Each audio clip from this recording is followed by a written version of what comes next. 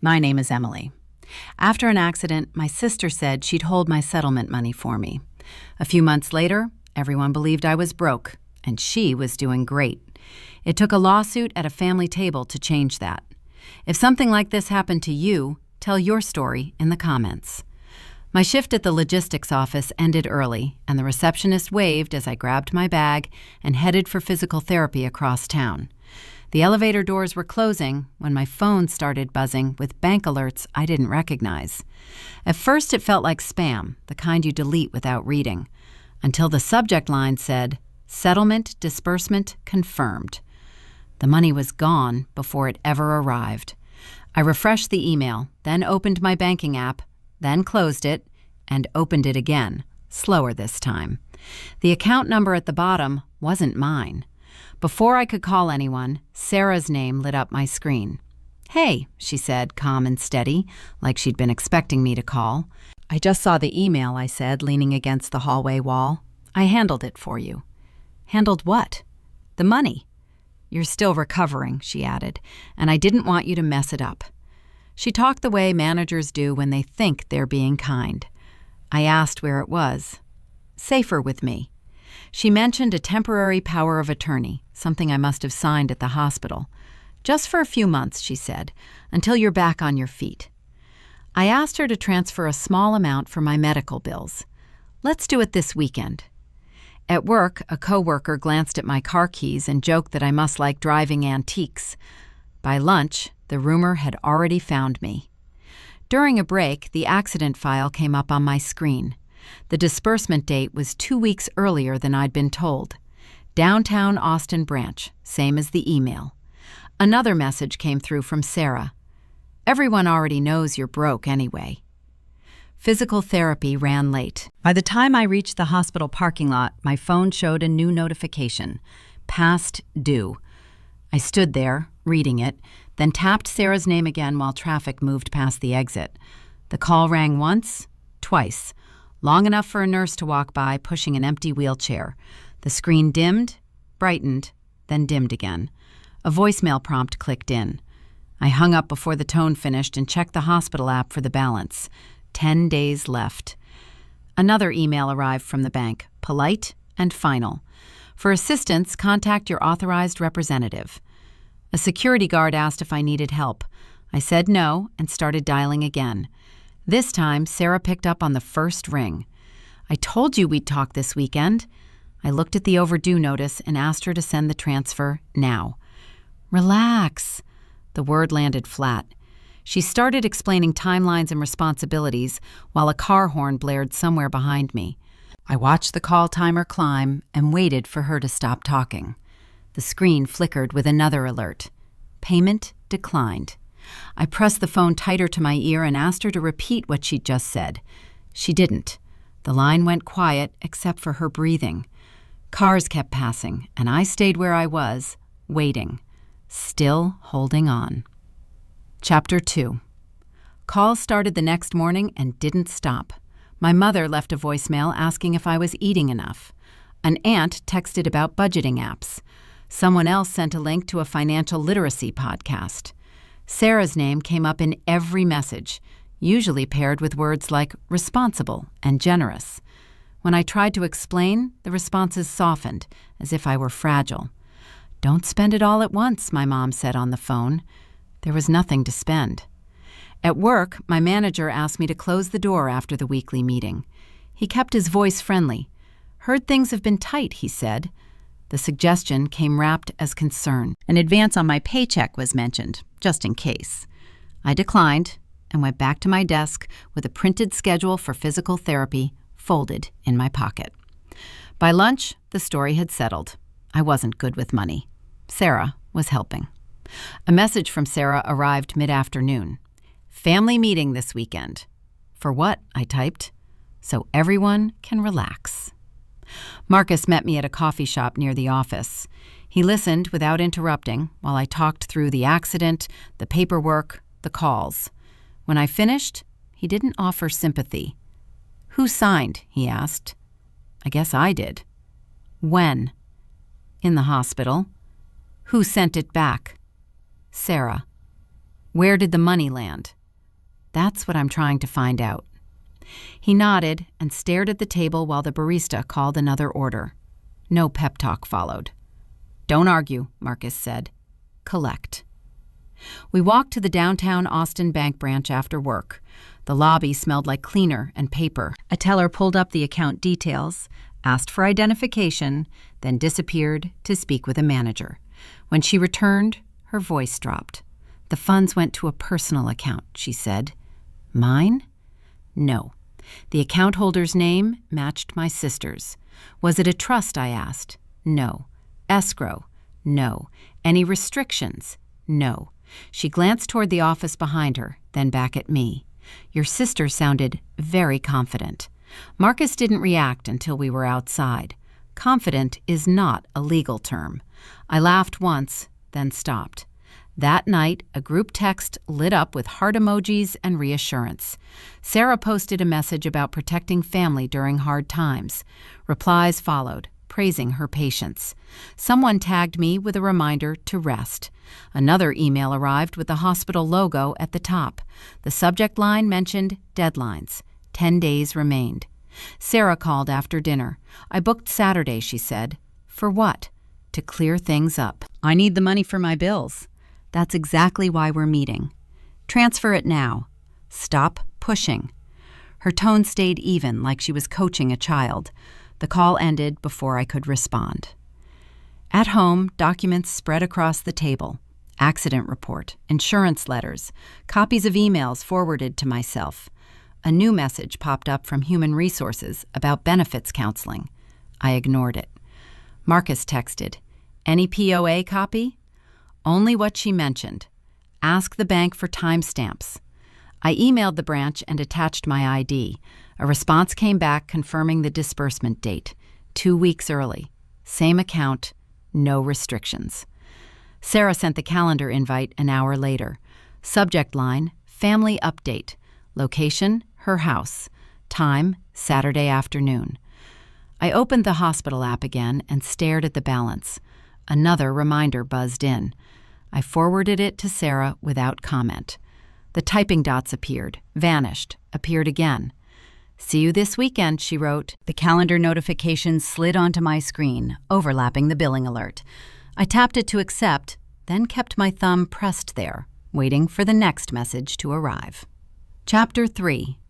Marcus spread the accident file across the coffee table, not lining anything up, just flipping pages until something snagged his attention.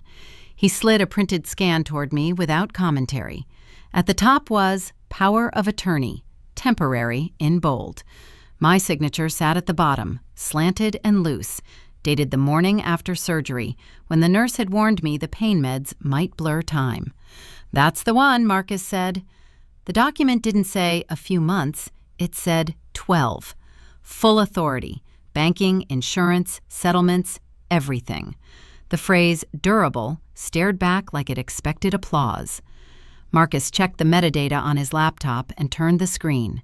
Sent from her email, he said. The timestamp matched the day the hospital discharged me. Not my address, Sarah's. My phone buzzed before I could ask another question. Please don't do this, Sarah texted. Another followed. You're making this worse. Then a third. Dragging lawyers into family stuff costs more than the money. We printed the pages and I drove straight to her place without calling. The gate was open. Sarah answered the door fast, like she'd been waiting. Papers went on the counter between us. That's not what we agreed to, I said. She scanned the first page and didn't flinch. You would have lost it anyway. No apology, no denial. She poured herself water and leaned back. You weren't thinking clearly, she added. Someone had to. The living room looked different. A new sectional took up half the space. Tags were gone, but the smell was still there. My hospital app chimed in my pocket with another reminder. I need the money now, I said. You're being dramatic. I'm being billed. She shrugged. You'll thank me later. The words landed wrong. I said I would get the money back, all of it, however it takes. Her face changed then. The smile dropped, replaced by something colder. You won't, she said. On the drive home, messages stacked up. Family, Sarah, unknown numbers. I ignored them until the bank notification came through. Linking failed. Insufficient authority. At the next light, the phone vibrated again. Another alert. Same wording. I pulled into a gas station and tried once more. Same result. The screen reflected my face while the spinner stalled. A call came in from Sarah. "You don't have access anymore," she said, not waiting for hello. "I know." "That's for your own good." The pump clicked off beside me. I hung up and stared at the receipt printing with nothing on it. Marcus called next. "Did you confront her?" he asked. "Yes." "Then expect pressure." As if on cue, an email arrived from the bank, formal and cheerful, explaining my account could not be modified without consent from the authorized party. The authorized party was named in full. I forwarded it to Marcus and put the phone face down. The gas station TV played the weather. A storm warning scrolled past counties I recognized. Another text from Sarah appeared when I picked the phone back up. "We can still fix this." I typed back one sentence and deleted it. The app showed my typing dots, then nothing. The road home felt longer. Every stoplight gave the phone time to buzz. By the time the apartment parking lot came into view, the screen showed another hospital notice and a missed call from my mother. The banking app opened automatically when I sat on the couch. Same message, no authority. I locked the phone and set it aside, then reached for the folder Marcus had given me. The POA sat on top, neat and undeniable. The phone buzzed again. This time the alert didn't ask for patience. It told me my account access request had been denied. In the hallway, a neighbor asked if I was moving out early. I said no and kept walking. Outside, the evening air felt heavier. Another message came through from Sarah with a calendar update attached. I deleted it without opening and started the car, the dashboard clock blinking the wrong time again. I reset it and pulled away before the system asked questions. Chapter 4. The bank stopped returning my calls.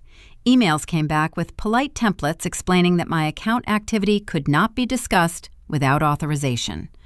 When I went to the branch in person, the manager met me halfway across the lobby and lowered his voice.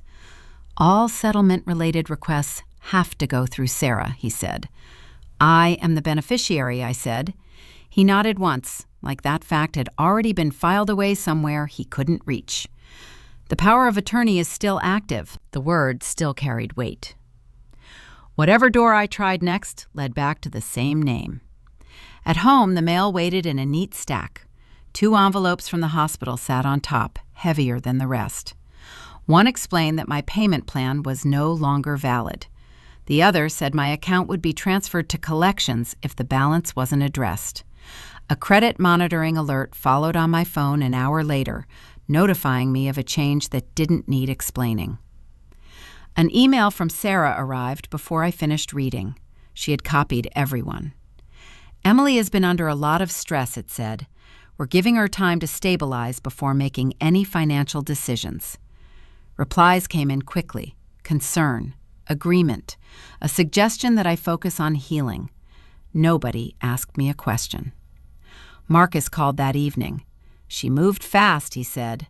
"She moved early," I said. The dates lined up now. The disbursement had hit 2 weeks before I was told, during the window when I could barely keep track of the day. The timing wasn't an accident. It was a choice. "There's nothing else I can do informally," Marcus said. "You need to file, or she keeps control." I didn't answer right away. Another email came through from the bank, this one reminding me that any attempt to modify the settlement file without proper authority could delay future actions. Delay had become the point. A voicemail from my mother followed. "Sarah's just trying to help," she said. "Please don't make this harder." I deleted it without responding and opened the folder on my table. Everything was there. The POA, the bank confirmation, the email headers. It looked less like a misunderstanding and more like a process. Sarah texted while I was sorting. "Let's pause." Then another. "You're not thinking clearly. The third message arrived with a screenshot attached, a reminder that the POA expiration date was still months away. I typed and erased several replies. None of them changed the math. The next morning, a notice appeared in my online portal stating my access to the settlement file had been restricted due to authorization conflicts. The language was neutral, as if the restriction had just happened on its own. I forwarded it to Marcus. "That's your sign," he wrote back. "Go file." The civil law office sat between a tax preparer and a nail salon. No one looked up when I pushed the door open. A receptionist handed me a clipboard and asked for my name. While filling it out, the phone buzzed again. Sarah. "Don't do this." I didn't reply. The forms asked for dates, amounts, names. All of it fit. A paralegal collected the paperwork and told me someone would be with me shortly. The waiting chairs were filled with people staring at their phones. Same posture, same tired look. Another text came through. "You're going to regret this." A final one followed before I could lock the screen. "This will tear the family apart." The attorney called my name. I stood, folder in hand, and followed her down the hall. The phone buzzed again, but I didn't check it. The door ahead opened, and the noise from the lobby dropped away as I stepped forward, still holding everything I had left. The waiting room had 3 chairs, a side table with outdated magazines, and a phone charger taped to the wall. I sat there long enough for the charger to feel decorative. My phone played voicemail after voicemail on low volume. No one asked where the money was. Every message circled the same concern. "Why are you making this so big?" My mother's voice sounded tired, not angry. An uncle suggested mediation. A cousin warned that lawsuits change people. Sarah hadn't left a message. She didn't need to. When Marcus arrived, he didn't ask how I was holding up. He asked if I'd eaten. I said yes and handed him the folder. He flipped through it, slower this time, like he already knew what he'd find. "You kept everything," he said. "Not on purpose." "That's fine." He pulled a legal pad from his bag and wrote 2 things at the top: civil claim, asset freeze. Underneath he added a name, a district judge I didn't recognize. "She handles abuse of authority cases," he said. "Moves fast, doesn't like family excuses." The door across the room opened and closed. Someone laughed down the hall. A receptionist called a name that wasn't mine. The voicemail kept playing until I stopped it.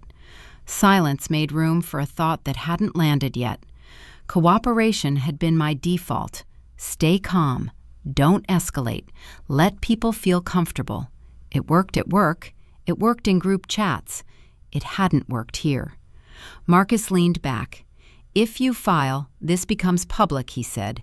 "Your family will know. So will the bank. And Sarah. She already knows." Another voicemail buzzed in, this one from an unknown number. "You're embarrassing us," a woman said. "Please think about your mother." Marcus waited until the message ended. "This is the trade," he said. "You get your standing back. You lose the option to smooth it over." A paralegal opened the door and asked me to come in. The office was small, 2 chairs, a desk with stacks of paper that looked heavier than they were. The attorney spoke clearly and didn't interrupt. Dates, documents, names. She nodded at the right points and didn't soften anything. "Do you want to proceed?" she asked. "Yes." She slid the forms across the desk and pointed to the lines that mattered. My hand shook when the pen touched paper, then steadied. The signatures were clean. No rushing. No hesitation once it started. Marcus checked his watch. "I'll wait outside." The attorney collected the pages and stepped out.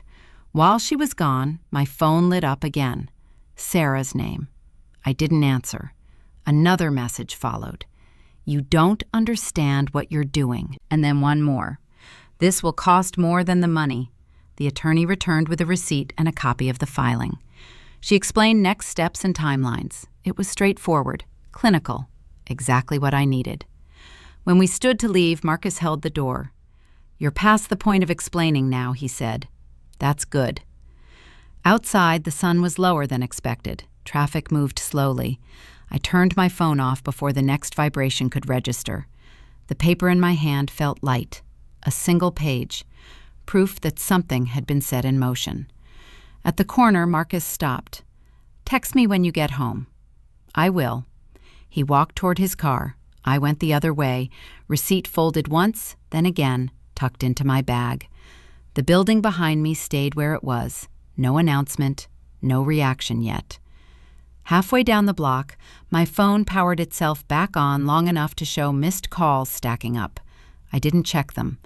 The sidewalk ended at the crosswalk and the light turned red. I waited there, holding the bag close, watching the numbers count down, already moving forward, while everything else caught up. Chapter 6. The attorney called 2 days later and asked me to come in. Not urgent in tone, just firm. Marcus was already there when I arrived, sitting with his phone face down on the table. The file in front of him had grown thicker. "She didn't just park the money," the attorney said, sliding a document across. "She leveraged it." The settlement had been used as short-term collateral, a personal loan. High interest, tight deadline. The bank paperwork laid it out cleanly. Dates, amounts, signatures. The new sectional from Sarah's living room showed up on a receipt stapled to the loan agreement. Purchased days after the funds cleared. The early disbursement date circled back into focus. 2 weeks had been enough. Long enough to move the money, cover the loan, and reset the story. "There's more," the attorney said. A bank employee's name appeared in the margin. Someone who had fast-tracked the POA processing. No verification call, no medical clearance, just a checkbox marked complete. He knew her, Marcus said. Enough to skip steps. Sarah's response filing arrived that afternoon. It claimed I'd agreed verbally, that the arrangement was mutual, that the paperwork reflected my wishes at the time. A request for delays followed, citing family hardship. Several emails I'd submitted were challenged as incomplete due to missing headers. "They're trying to slow this down," the attorney said. "Buy time." "And the freeze?" Marcus asked. The attorney shook her head. Denied. "The money moved through multiple accounts. It's not sitting anywhere we can lock yet." Sarah texted while we were still at the table. "See, this is messy." Another message came through before I could lock the screen. "You're wasting time." The attorney didn't comment. She flipped to the next page and pointed to a line item showing transfers between accounts with names I didn't recognize. The pattern wasn't subtle. It just hadn't been visible from my side. This wasn't a misunderstanding. It was a sequence. A call came in from my mother while the attorney explained next steps. I let it ring. Marcus watched the screen light up, then go dark. "They planned this," he said. "Yes," the attorney replied, "and planning leaves trails." Sarah's filing included a declaration, 3 pages long. It described concern, responsibility, sacrifice. The words read smooth, familiar, the same tone she used on the phone. Calm, reasonable.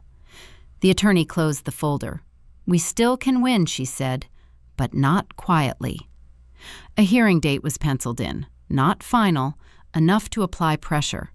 Discovery requests followed, broader than before. Names added, records requested. The process shifted. Outside, Marcus walked with me to the elevator. "She didn't think you'd push back," he said. "She thought I'd stop." The phone buzzed again. Another text from Sarah. "You don't know what you're doing." I didn't respond. That night, an email from the bank arrived confirming receipt of the court request. Another followed from the hospital, stating my account had been flagged for review due to pending litigation. The credit alert pinged again. Numbers dipped, then held. The attorney sent a summary before midnight. Clear, direct, no reassurance, just facts. In the morning, a package showed up at my door. Inside was a folder Sarah had mailed, copies of family photos, a handwritten note asking me to reconsider. No mention of the loan, no mention of the bank. Marcus called when I finished reading it. "They're switching tactics," he said. "I know.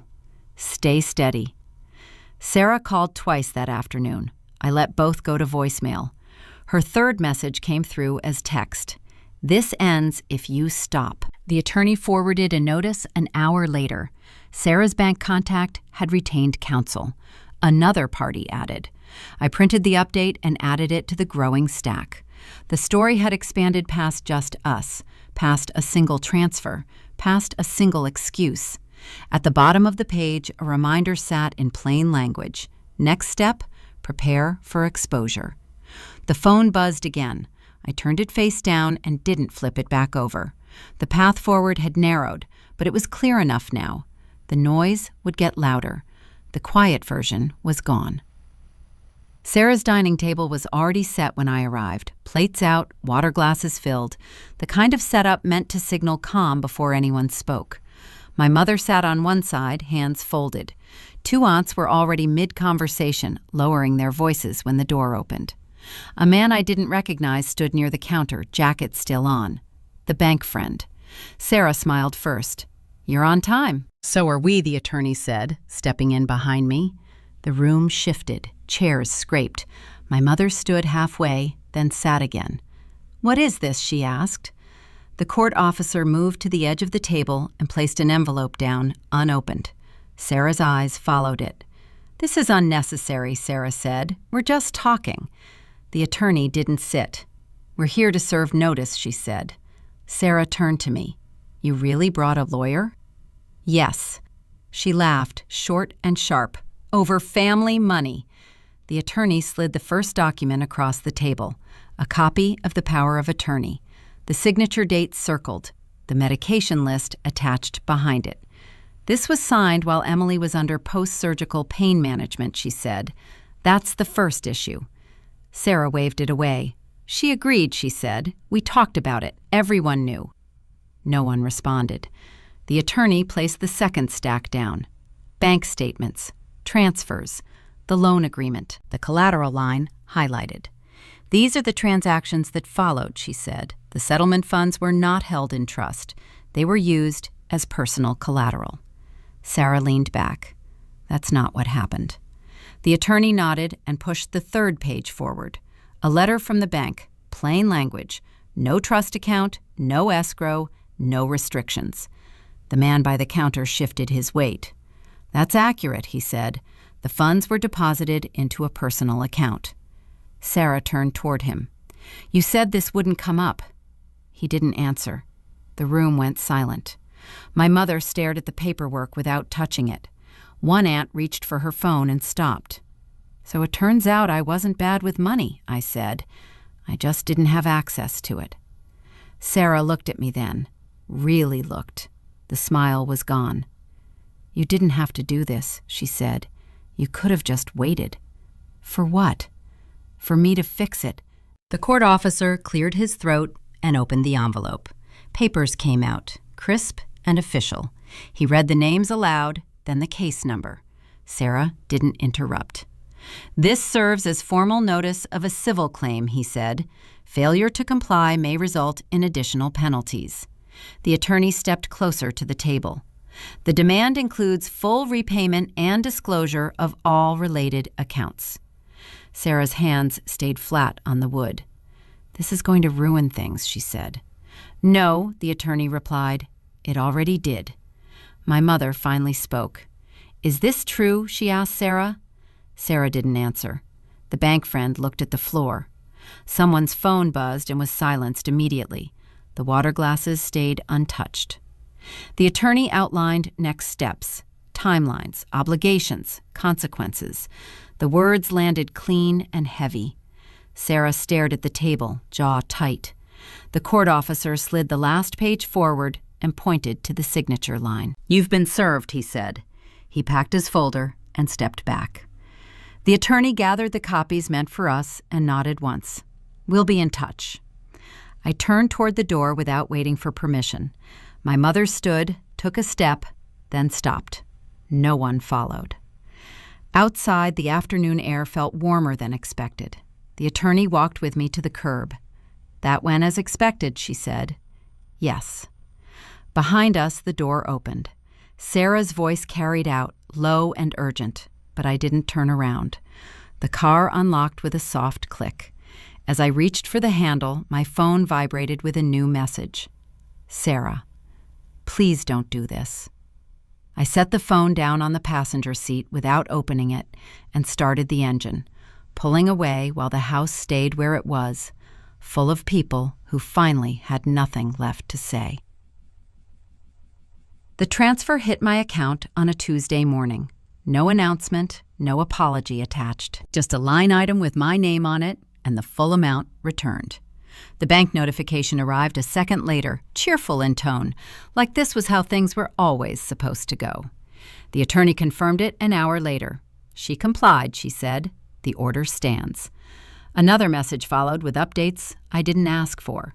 The bank had opened an internal review, accounts flagged, procedures questioned. Sarah's name was no longer followed by confidence. At home, the family group chat stayed silent. No one tried to explain anything anymore. My mother called once. "You got your money," she said. "Yes." A pause sat between us. "I don't want to lose both my daughters," she added. "I'm not asking you to." That was the closest thing to a compromise either of us offered. The call ended without plans. The rest of the work happened quietly. A new checking account, new savings, two-factor authentication everywhere, emergency contacts updated. I signed forms removing old authorizations and watched a clerk stamp them with practiced indifference. My credit score nudged upward after the hospital received payment in full. The collection notices stopped. Sarah sent one email through her attorney asking to discuss closure. It stayed unread. Marcus stopped by that evening with takeout and a cardboard box of documents he'd helped organize. We spread them out on the table one last time. Settlement papers, bank records, court filings, everything that had been used to pry my life back open. "What do you want to keep?" he asked. "Digital copies." "And the rest?" "Archive." He nodded and slid the box toward me. Before he left, Marcus glanced at the open laptop. "You did the hard part," he said. "I know." He hesitated. "She won't stop telling her version." "That's fine." The folder on my desktop waited for a name. I typed one in and dragged everything over. Family event, Austin. It felt accurate. Clean. Done. Later that night, a notification popped up from the bank. Account verified. No shared access, no pending permissions, just my name. The keys sat on the counter where I'd dropped them earlier, the old family set. I picked them up and turned them over in my hand. They didn't unlock anything I needed anymore. At the door, the hallway light flickered on automatically. The building was quiet enough to hear footsteps from another floor. I placed the keys on the entry table, straightened them once, then stepped back. The lock turned smoothly. I closed the door and left the keys where they were, not as a statement, just because there was no reason to take them. The phone buzzed in my pocket with a missed call I didn't check. Inside, the apartment felt settled. Bills paid, accounts clear, no shared passwords, no backup plans that belonged to someone else. I moved through the rooms once, checking nothing in particular, then shut off the lights and went to bed. The phone stayed face down. Morning would come either way. The next day started like any other. Coffee brewed, shoes by the door, the bank app opened without hesitation. Balance steady, no warnings. On the way out, I paused by the entry table. The keys were still there. I left them and locked the door from the inside, pulling it shut behind me and walking away without looking back.